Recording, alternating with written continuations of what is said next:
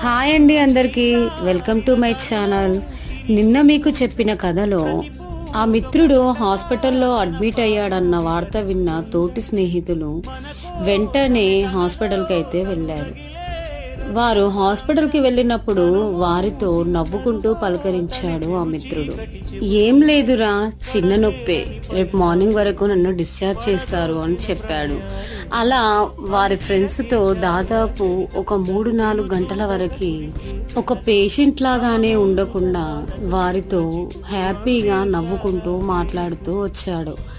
సరేరా, మేము మళ్ళీ రేపు వస్తాము అని చెప్పి ఆ మిత్రులైతే అక్కడి నుండి వెళ్ళిపోయారు. మార్నింగ్ వరకు బాగానే ఉన్న ఆ మిత్రుడు సడన్గా నోటి మాటలు బంద్ అయిపోయాయి. అంతే, ఇంకా ఐసీయూకి షిఫ్ట్ చేశారు.